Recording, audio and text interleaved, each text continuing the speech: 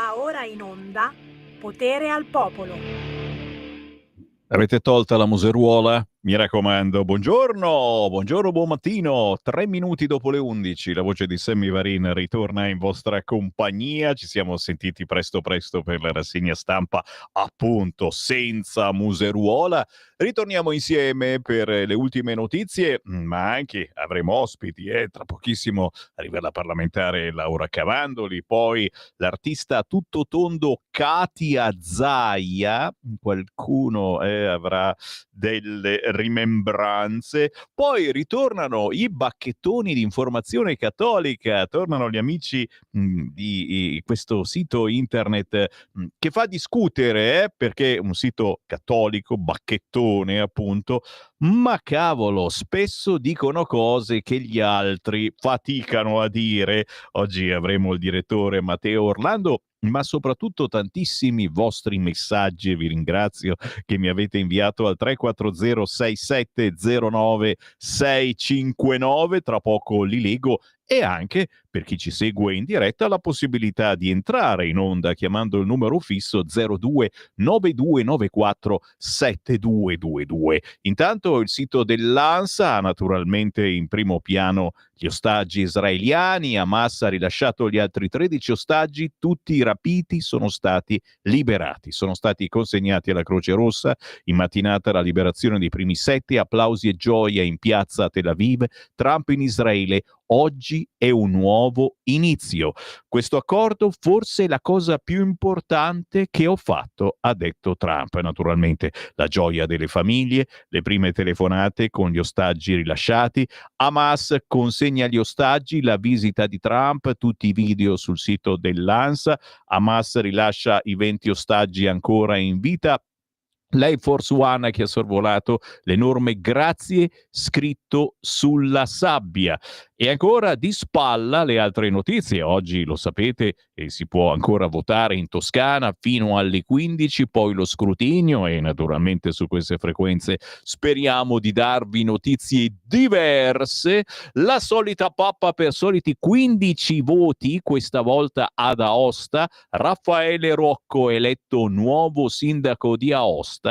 Possiamo dire che non è dalla nostra parte? Punto di domanda. Il vertice, la maggioranza tira le fila, sulla manovra resta il nodo banche. E ancora dall'estero, in Francia nasce il Le Cornu 2, un governo di scopo per varare la finanziaria. Le Cornu, governo di scopo, fa un po' ridere, ma scusate la volgarità. Ci fermiamo, il Qui Parlamento, linea a Laura Cavandoli. Qui Parlamento. Grazie Presidente. Quest'Aula oggi deve dare un voto consapevole ai sensi dell'articolo 96 della Costituzione. Deve quindi dire se i ministri Nordio, Piantedosi e se il sottosegretario Mantovano nella vicenda Almastri abbiano agito per la tutela di un interesse dello Stato costituzionalmente rilevante, ovvero per il perseguimento di un preminente interesse pubblico nell'esercizio della funzione di governo.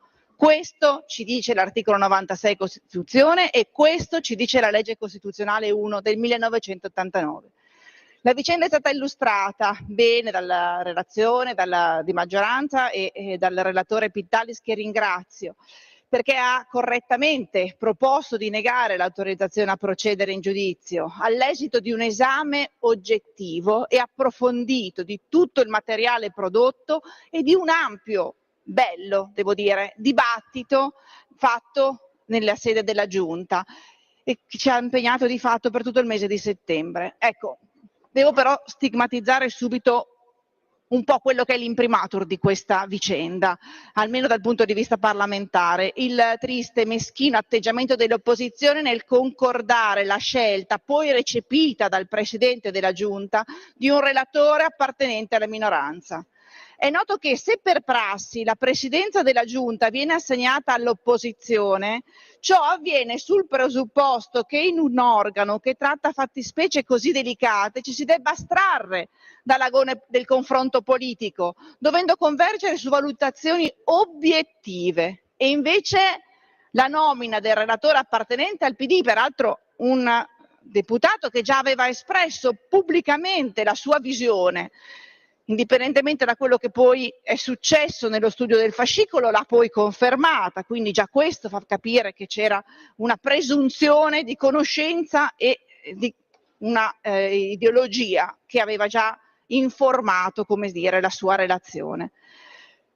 Ed è la prima volta che succede che viene nominato un relatore di opposizione nell'ambito di un procedimento relativo a membri di un governo in carica. Non è mai successo, lo poteva fare il Presidente forse, che aveva la legittimazione di tutta la Giunta, ma ha scelto di obbedire a un accordo politico.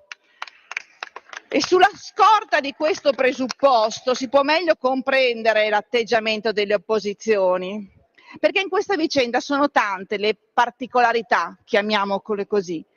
Per la prima volta si è data applicazione alla legge 237 del 2012 che adegua sull'adeguamento dello statuto istitutivo della Corte Penale internazionale. Si è poi dato poca importanza al fatto che il mandato di arresto di Al-Masri, dopo la sua emissione datata 18 gennaio, è stato oggetto di revisione da parte della stessa Corte alcuni giorni dopo, con la correzione di errori concernenti il tempus committi delicto, cioè la stessa ricostruzione temporale dei reati attribuiti, la qualificazione degli stessi e anche si è provveduto al suo completamento con la pubblicazione della dissenting opinion di uno dei giudici.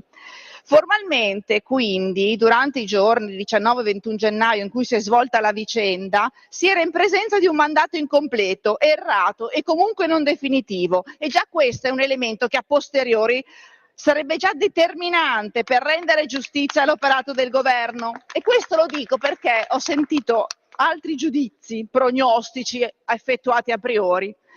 Ma sullo sfondo della vicenda Al-Masri c'è la situazione della Libia, una situazione instabile con guerra civile, lotte fra bande, che ha dal 2011 in poi influito moltissimo anche sui rapporti con il nostro paese. Tutti i governi se ne sono dovuti occupare, dal contrasto alle migrazioni, i rapporti commerciali e non ultima la fornitura di gas naturale che sopperisce oltre al 9% del nostro fabbisogno nazionale. E infatti nel 2017 fu sottoscritto dal ministro Gentiloni, ovviamente del Partito Democratico, il Memorandum Italia-Libia. E l'ex ministro del governo Gentiloni, Minniti, ha più volte si è soffermato più volte in dichiarazioni pubbliche sostenendo la correttezza dell'operato del governo Meloni nella gestione del caso Al-Masri. Lo ha fatto anche sottolineando situazioni simili che si sono verificate in altri paesi europei. E poi ricordo una situazione abbastanza recente, quando nel 2020, nel settembre 2020, il ministro Bonafede e il premier Conte hanno deciso per il rimpatrio del signor Kurshunov, manager russo accusato di spionaggio negli Stati Uniti, che fu rimpatriato in Russia invece che estradato oltreoceano. Qualcuno se l'è dimenticato, noi no. Torniamo ai fatti. Al-Masri è stato arrestato dalla Digos il 19 gennaio 2025, quindi il giorno dopo dell'emissione del mandato e in quel periodo in cui questo mandato doveva poi essere completato. Dopodiché sulla sua pericolosità è stato scarcerato dalla Corte d'Appello di Roma e sulla sua pericolosità ho sentito dire di tutto. E tutti concordiamo sulla sua pericolosità, però alcuni sostengono, come la relazione di minoranza, che si debba restringere al solo territorio libico. Ecco, invece no, perché questa sarebbe una giustificazione sufficiente perché potesse essere rimpatriato con un volo di linea, magari aspettando qualche giorno di modo che il volo di linea fosse disponibile dall'aeroporto di Fiumicino. Ecco, io ringrazio chi del governo ha rapidamente utilizzato un volo CAI per l'esecuzione del rimpatrio, motivo per cui i ministri Piantedosi e il sottosegretario Mantovano hanno ricevuto un'accusa di peculato senza però che si potesse configurare un loro profitto personale. Ma abbiamo anche sentito accusare le informative in aula dei ministri Nordio e Piantedosi, come se fossero delle informative giudiziarie rese in sede processuale. Questo non è successo, perché sono informative che rispettano il vero, salvo dover tutelare situazioni di sicurezza nazionale che devono essere necessariamente tenute riservate. E quindi quello che va evidenziato fra gli atti, la mole degli atti, è la relazione del direttore dell'AISE, che il 20 gennaio 2025 ha attestato una situazione di forte tensione in Libia, con specifiche e concrete esigenze di sicurezza nazionale connesse alla salvaguardia dei nostri cittadini e delle imprese italiane, nonché della nostra sede diplomatica, con indicatori di possibili manifestazioni o ritorsioni nei confronti appunto dei 500 italiani intripolitani e degli interessi economici nazionali. E lo stesso direttore AISE ha risposto alla domanda del Tribunale dei Ministri chiarendo che non erano praticabili soluzioni alternative, non c'era la possibilità di rimpatriare gli italiani che erano in Libia, non potevamo metterli in sicurezza, e questo lo hanno confermato tutti i vertici delle agenzie. Non si può pensare che si trattasse di timori non verificati. Io vorrei capire che competenze hanno le opposizioni, perché più che le agenzie che si occupano di sicurezza nazionale, ma come possiamo tutelare gli italiani all'estero? Dobbiamo per forza condannarli a morte? Dobbiamo per forza pensare che ci possano essere attentati o che ci debbano essere attentati terroristici? Ecco, sicuramente la scelta fatta ha tutelato l'integrità fisica dei cittadini italiani, anche se in territorio libico, e qui richiamo gli articoli 2, 3, 13, 32, 41, 117 della Costituzione, che sarebbero stati violati dal governo. Riteniamo quindi presenti le cause di giustificazione che ho indicato, quindi la tutela di un interesse legittimo dello Stato costituzionalmente rilevante. Però registriamo anche un triste, squallido tentativo delle opposizioni di voler indebolire questo governo, un governo che sta andando bene per le imprese, per le famiglie, contro la disoccupazione femminile, giovanile, che ha un posizionamento internazionale valido, che tiene controllo i conti pubblici e raccoglie investimenti. E questo tentativo di indebolire il nostro governo lo si vuole fare in barba ai cittadini italiani che avrebbero rischiato la propria vita in Libia, e questo volete fare voi dell'opposizione, concluda, per suo tramite, Presidente, come è stato fatto per quello che era l'attività del ministro Salvini. Il ministro Salvini fu mandato a processo per 2 volte da chi al Senato ha votato contro di lui e sosteneva la sua azione di governo. Ecco, adesso vogliono andare avanti l'opposizione facendo lo stesso con i membri degli esponenti di governo. Noi Qui Parlamento.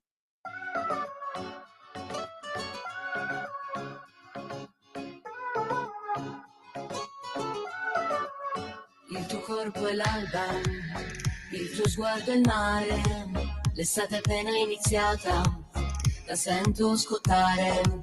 Nella macchina mia ti sdrai su di me e un bacio tira l'altro, sai com'è, muovi la bocca e le labbra mi piacciono, quando parli spagnolo mi piace ancora di più. Fai selvaggio, ti prego, non fermarti con la tua bocca. Oh, baby, cosa sai fare tu? Io e te, nella macchina mia. Io e te, nella macchina mia.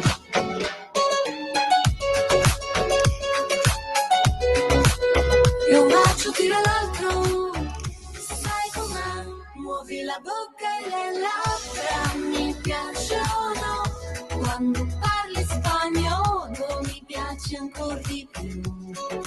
Fai il selvaggio, ti prego, non fermarti con la tua bocca. Oh, baby, cosa sai fare tu?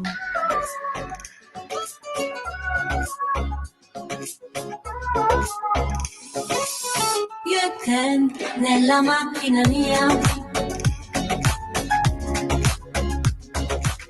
io e te nella macchina mia,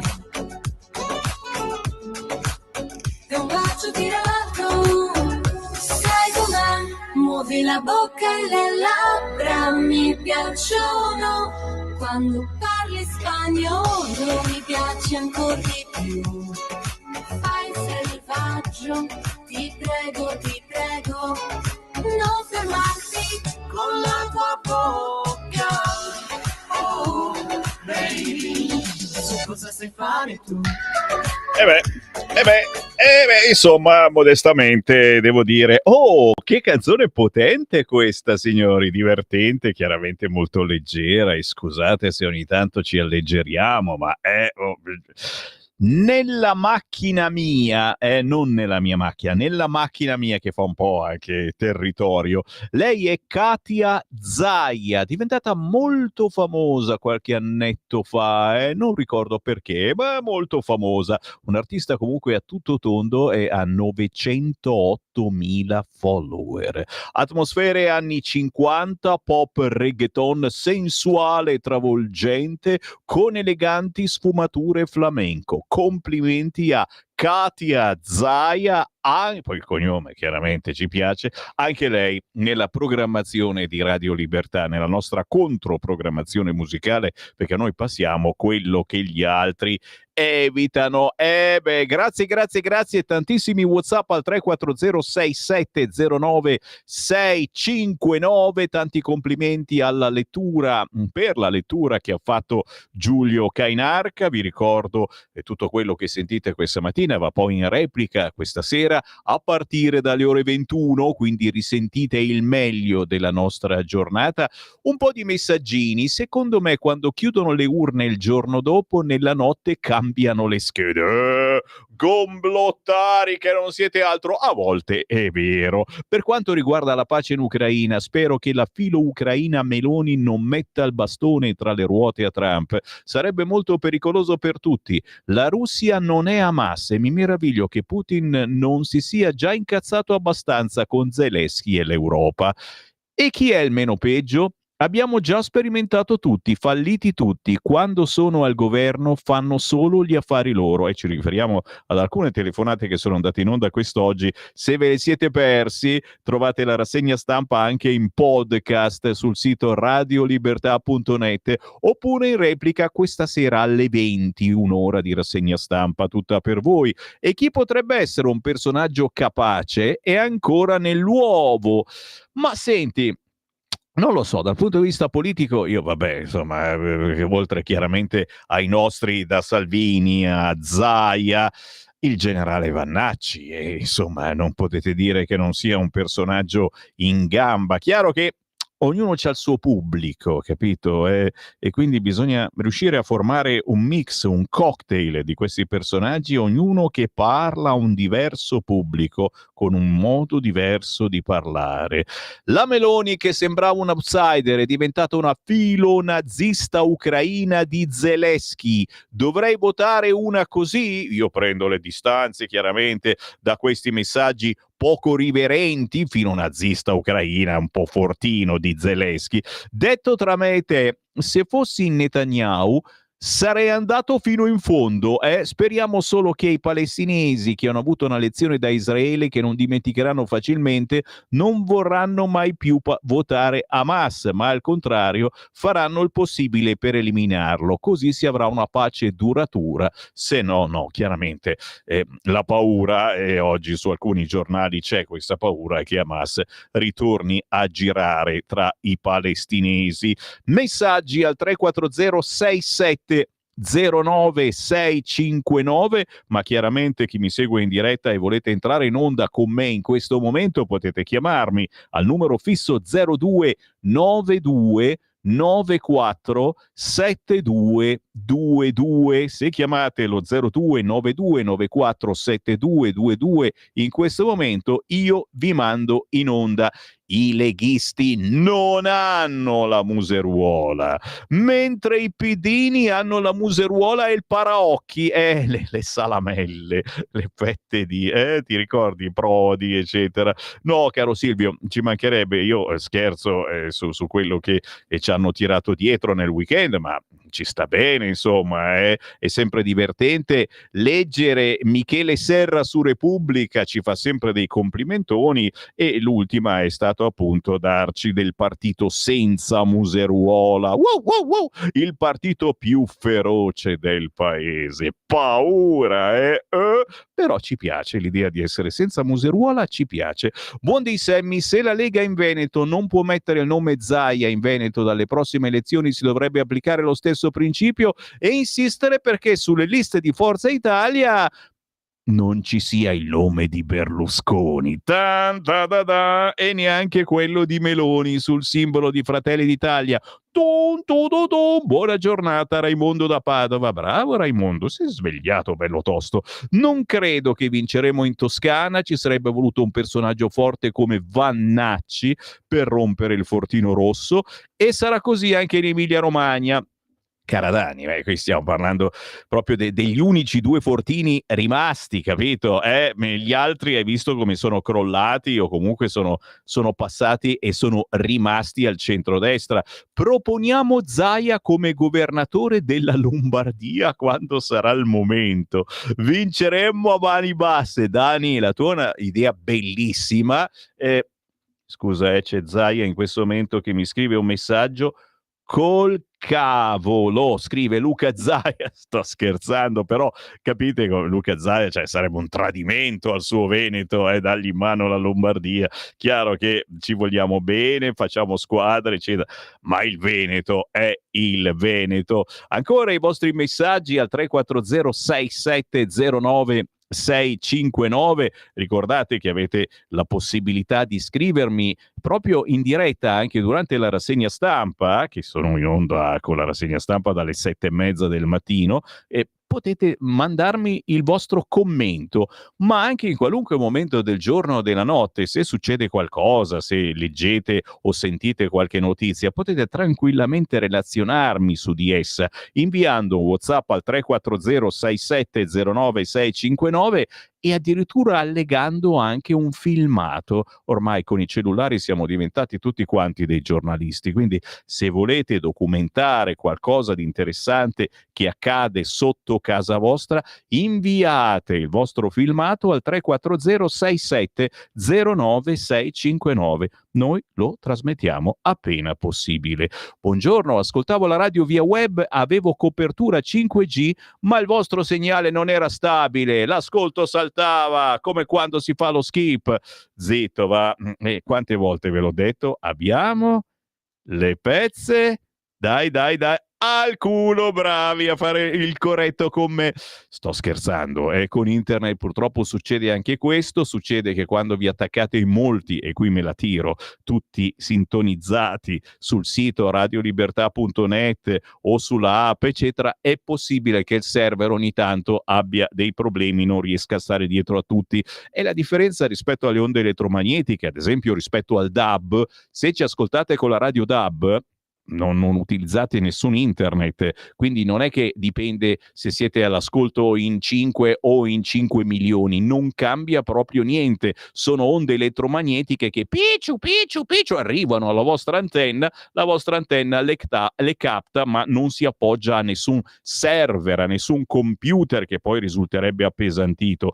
Nel caso invece del sito internet è vero, qui ci appoggiamo a dei computer e quindi a volte ci sono dei malfunzionamenti. Il consiglio che posso darvi è veramente quello di procurarvi una radio DAB senza dire eresie, ma in un qualunque negozio di elettrodomestici acquistate una radiolina da 20 euro, ha dentro la banda DAB, quindi oltre all'FM, oltre alla AM c'è anche dentro la banda DAB, estraete tutta la vostra antennina, l'accendete, farà una ricerca automatica come fa il televisore quando volete risintonizzare, e vedrete tutte le radio, non ci sono più le frequenze, tutte le radio in ordine alfabetico, cercate Radio Libertà e ping, saltiamo fuori. Questo succede anche nelle autoradio. Se avete un'auto recente, qualunque automobile recente, ha dentro già incorporata la radio DAB. Schiacciate DAB sul cruscotto della vostra radio e ci ascoltate in tutta Italia senza utilizzare i gigabyte di internet. Sammy, si chiamano quotidiani, come i comunisti sono i pedopidioti, chiaro? Caro Paolo. E come si può sfilare per la pace coi sinistri che da sempre fanno la guerra in continuazione all'Italia e al popolo italiano? Lo so, a me piange il cuore che sta manifestazione della pace sia andata in mano alla sinistra, cosa devo dirvi? Buongiorno Sammy, ancora ci preoccupiamo per i propalle violenti? E consentito loro di sfasciare tutto. Che cosa ci sta a fare la polizia per l'ordine pubblico? Dimenticavo, è lì per farsi solo del male. Non ci siamo, caro Sammy. Dove è finito il dovere di mantenere l'ordine pubblico? Facciamo sempre più ridere per non piangere. Io schiererei l'esercito, inviando i delinquenti amici della Salis a una rieducazione alla Pol Pot che tanto non conoscono. Auguri. Ci mancherebbe, ci sono le vie di mezzo. Sicuramente in questo senso a volte abbiamo la sensazione che non si possa più reagire, fare niente, perché se la polizia reagisce poi vedi il culo che le fanno, quelli di sinistra. Ma sì, se servono un po' di voti ai pidini, qualche elettore di Forza Italia li voterà. Scusate, ma sto male, non mi puoi scrivere queste cose veramente, Grazie dei vostri WhatsApp, ragazzi, ne stanno arrivando ancora, io vi ringrazio, siete dolcissimi, grazie della pazienza, grazie delle comunità che si stanno espandendo sempre ad ascoltare la rassegna stampa di Sammy Varin la mattina alle 7:30. Sarà che non è una rassegna stampa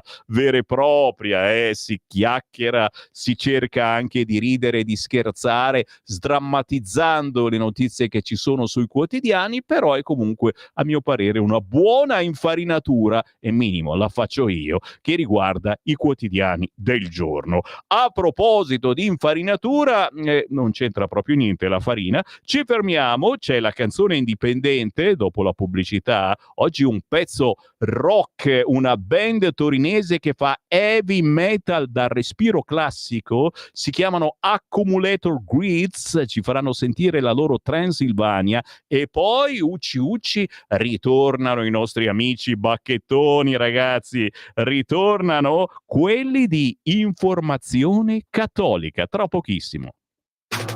Stai ascoltando Radio Libertà. la tua voce libera, senza filtri né censura. La tua radio. Lo amiamo perché ci offre sempre le cose più buone e naturali. Linea Alberto Acerbis. Sono disperato, non ce la faccio più, no, non ce la posso fare. Faccio fatica, ragazzi, ho una certa età, Allora, mi state chiamando, sono Alberto Acerbis, ma vedi mica ogni volta devo presentarmi, sono mica, dai, è Alberto Acerbis.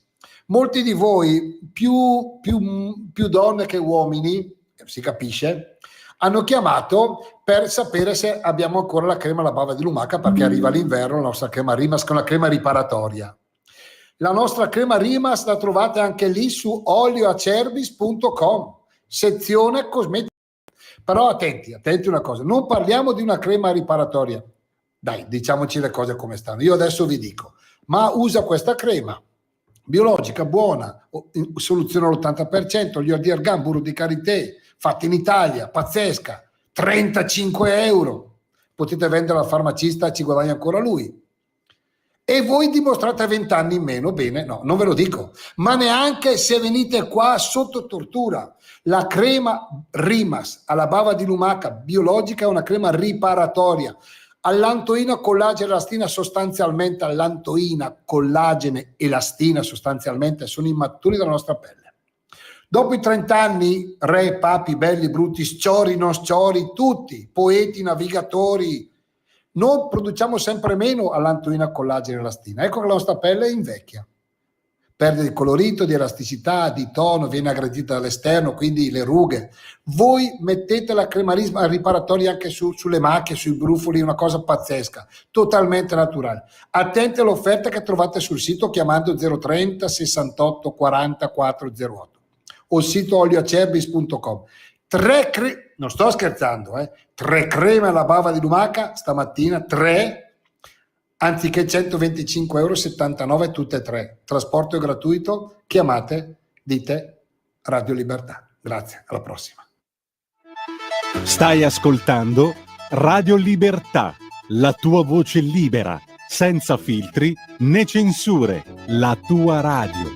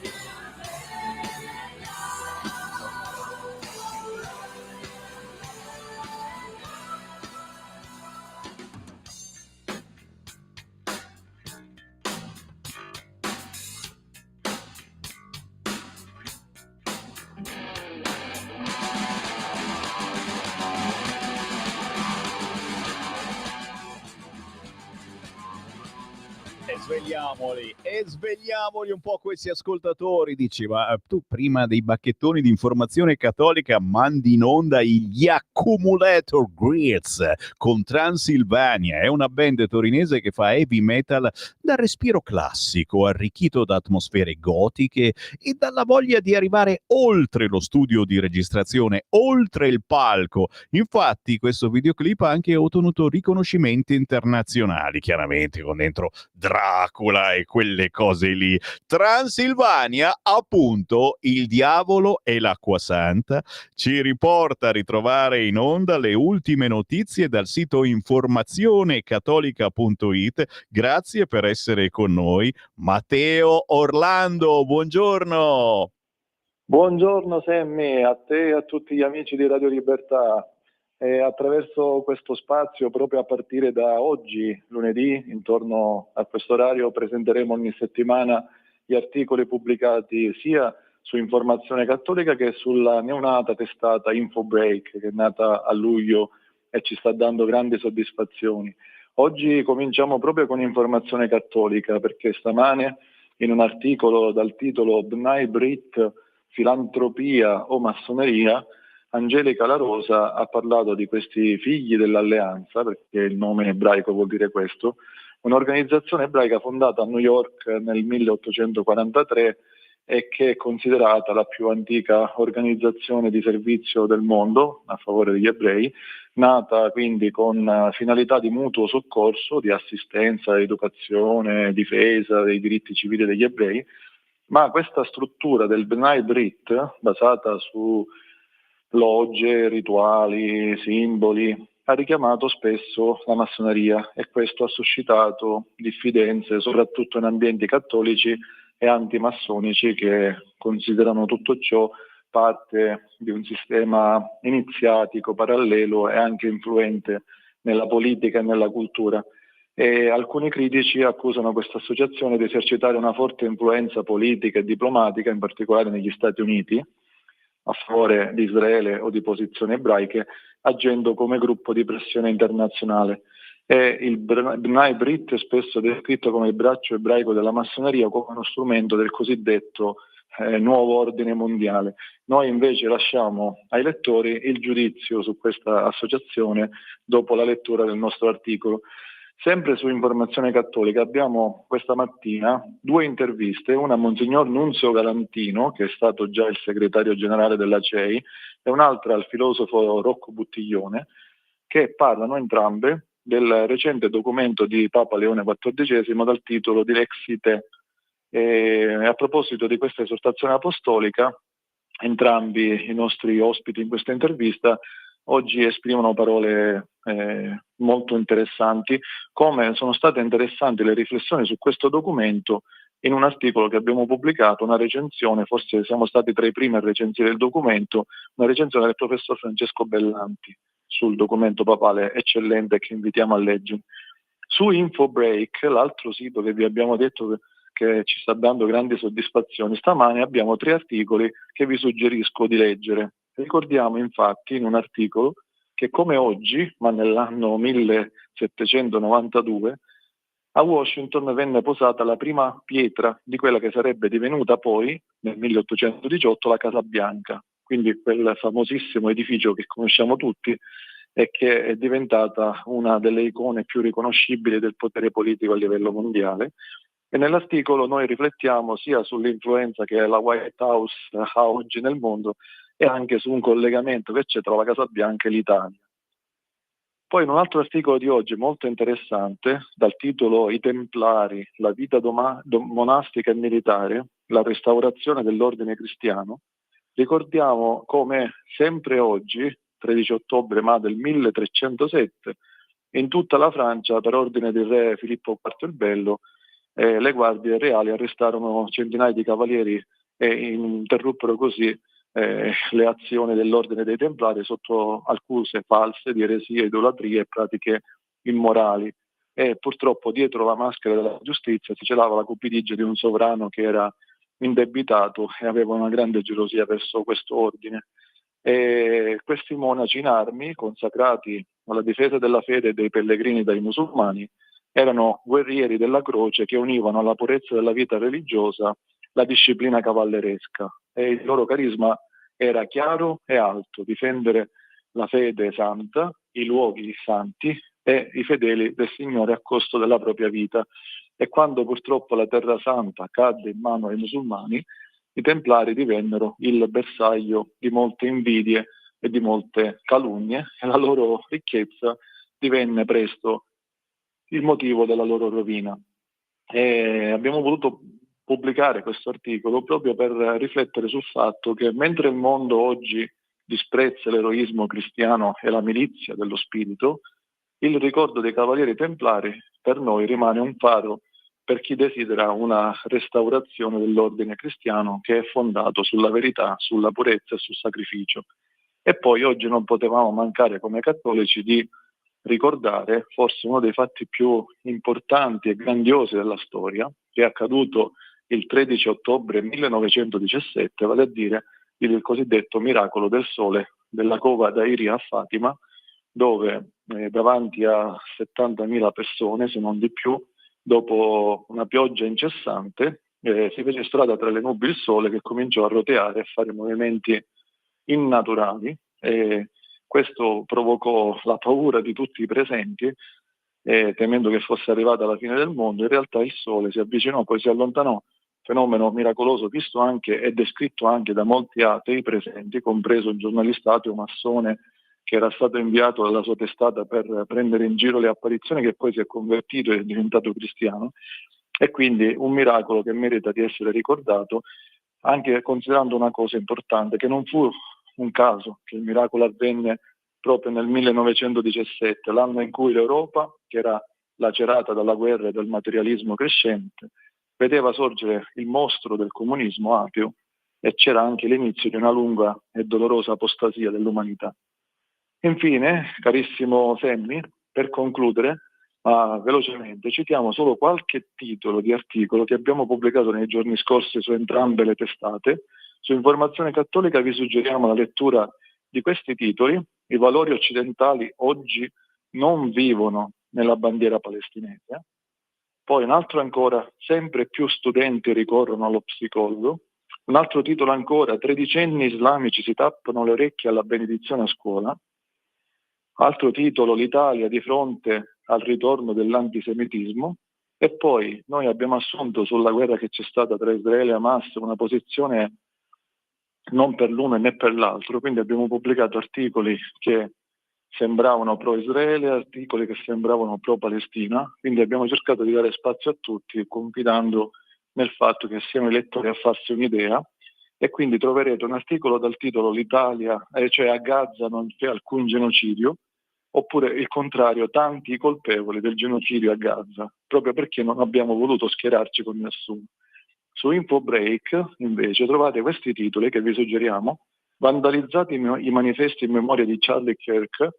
Poi un altro articolo che vi suggeriamo: il canto degli italiani, cioè il nostro inno nazionale, è un inno massonico. Altro articolo ancora: altro stop alla persecuzione giudiziaria dell'azione di governo.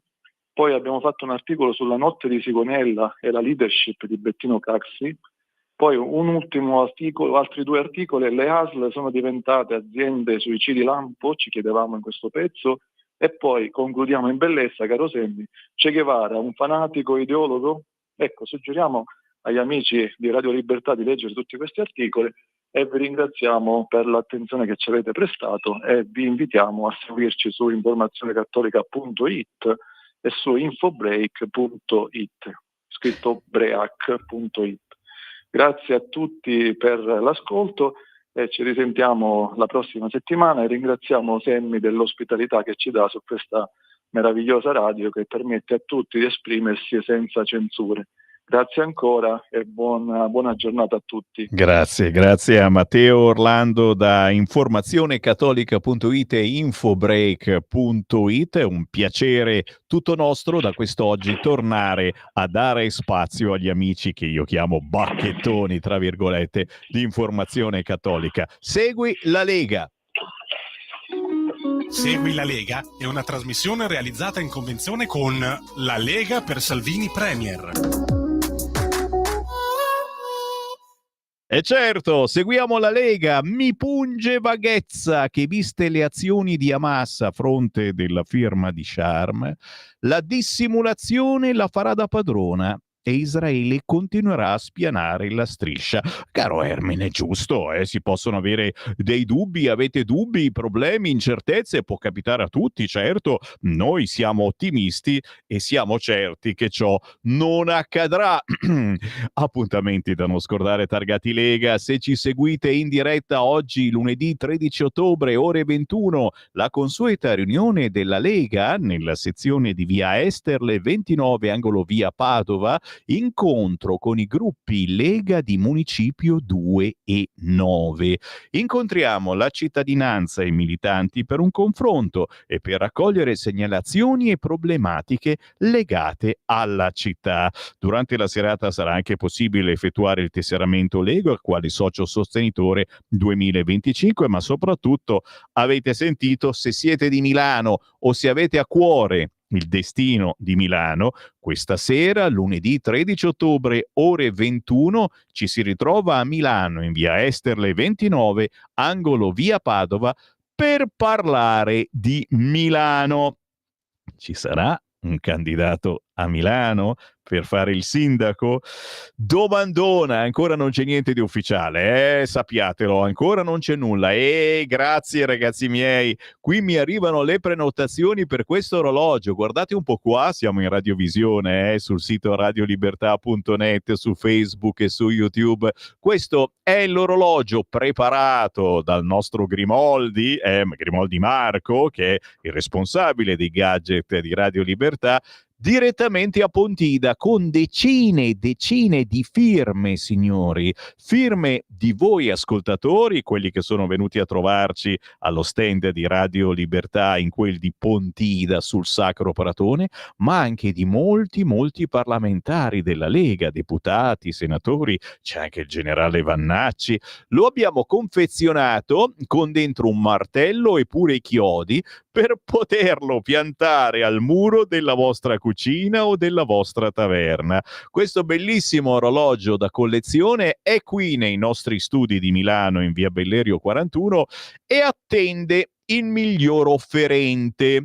Cosa vuol dire? Vuol dire che dipende da voi, certamente. Quando ci venite a trovare, e succede spesso, a bere un caffè padano, noi siamo le vecchie radio anni 70-80 dove l'ingresso è libero, entri dentro, si fa una chiacchierata, chiaramente si parla di buona politica, ma anche di quello che volete, ci portate un salame lungo almeno mezzo metro, importante, abbiamo il metro, controlliamo, e poi potete decidere se portarvi a casa un ricordino, aiutando Radio Libertà dal punto di vista frinfron economico. Potete scegliere l'orologio, quello a forma di bottiglia, ci attacchiamo alla bottiglia, adesso lo ritrovo e ve lo faccio vedere. Potete scegliere questo orologio con le firme degli ascoltatori di Radio Libertà, esemplare unico, lo teniamo qua finché chiaramente non c'è qualcuno che ci offre una bella cifra, e sapete che per belle cifre non è che intendiamo robe pazzesche, ma ci sono i portachiavi in legnetto bruciacchiato con scritto Radio Libertà, e quelli con 5 euro, ragazzi, vi portate a casa un ricordino bellissimo. Chiaro che questo, ad esempio, orologio a bottiglia pressofusa, è perfetto per la vostra cucina o per la vostra taverna. Se siete comodi rispetto a Pontida, magari siete un po' più comodi perché a Pontida avevate lo zaino eccetera, questo orologio ha anche un suo peso fisico, bene, ci passate a salutare. Dalle 7 del mattino alle 8 di sera siamo aperti come Radio Libertà nello storico Fortino della Lega in via Bellerio 41 a Milano, fermata a Foricentro. Passate a salutarci e vi portate a casa questo bellissimo orologio che è una vera e propria opera d'arte, con un contributo volontario di pochi euro. Non vi chiediamo neanche un contributo fisso perché non sapremo che valore dare a questa opera d'arte, magari quei 10 euro che per noi, se siete in tanti, è un aiuto mica da ridere, visto come siamo messi, sempre quelle famose pezze al culo, certo.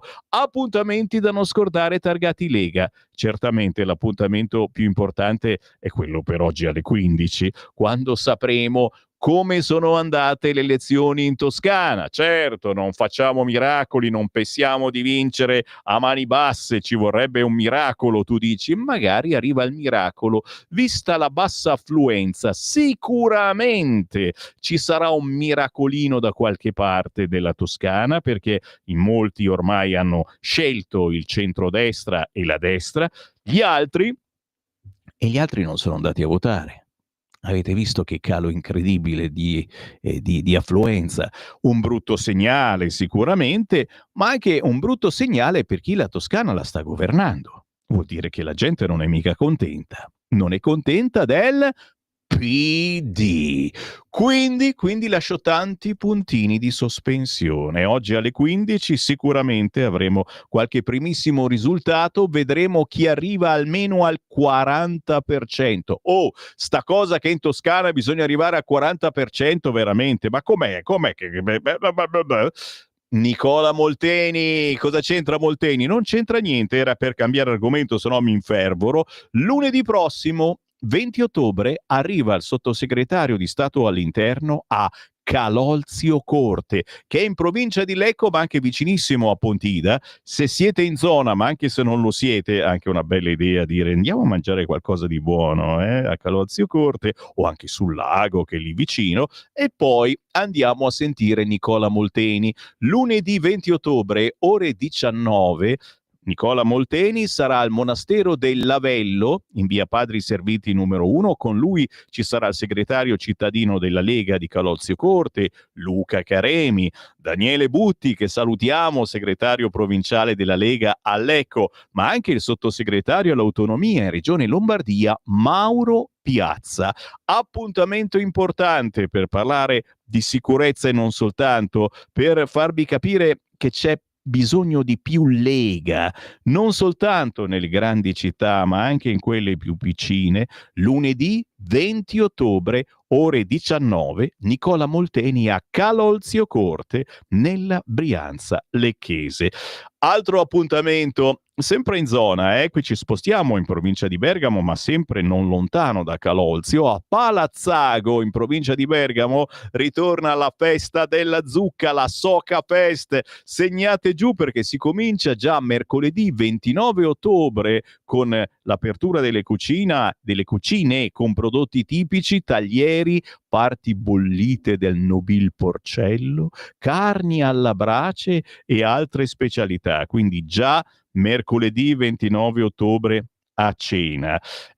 Ma si prosegue perché poi sabato 1 novembre è aperta anche a pranzo, domenica 2 novembre aperta solo a pranzo, e il menù prevede naturalmente cosettine buone anche con dentro la suca, la soca, casoncelli, gnocchi e tortelli alla zucca, trofie al ragù, vellutata di zucca, grigliate di carne, arrosticini alla griglia, asino in umido, la polenta, la sacra polenta taragna, il formaggio alla piastra, la zucca al forno, le fave dei morti, insomma, cosa c'è di meglio? Bellissima idea, oltre naturalmente alle serate danzanti, il concorso della mascherina più bella venerdì 31. Oh dai ragazzi, un po' di Lega, ma quel che basta, e soprattutto tanta allegria con tanta musica. Da mercoledì 29 ottobre fino a domenica 2 novembre ritorna la Soca Fest a Palazzago in provincia di Bergamo presso l'area feste di via Annunciata. Se non siete ancora soddisfatti, perché vi capisco, nella vita ci sono tanti altri desideri, è tutto un magna magna, vi ricordo che va in onda anche questo mercoledì alle ore 12, è tutto un magna magna, è la specialità mangereccia, ma non soltanto. Questo mercoledì parleremo anche di cultura, perché poi dite che sono sempre stupidino.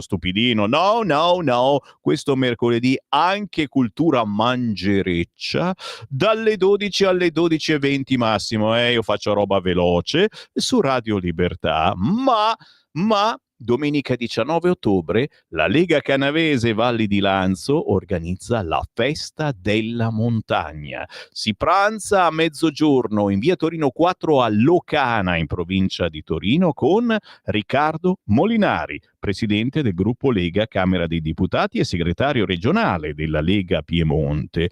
Vitello tonnato, battuta di fassona, agnolotti alla borragine con burro, speck e salvia, arrosto con patate, bunè, vino, acqua e caffè, 20 euro. Domenica 19 ottobre, la Festa della Montagna in via Torino 4 a Locana, in provincia di Torino. Ultima segnalazione, un po' più avanti, la Sangon Fest, sempre in Piemonte a Giaveno, sempre in provincia di Torino. Sabato 25 ottobre, ore 20, Circolo del Pasquet, via Carducci 6. Tutte le informazioni chiaramente cercando la Lega su internet, ma qui si ferma il Semmivarino. Certo, me ne vado. Grazie a Francesco in regia, grazie a tutti voi della pazienza, ma è ancora una solita minaccia quotidiana. Semmivarin ritorna domattina alle 7:30. Avete ascoltato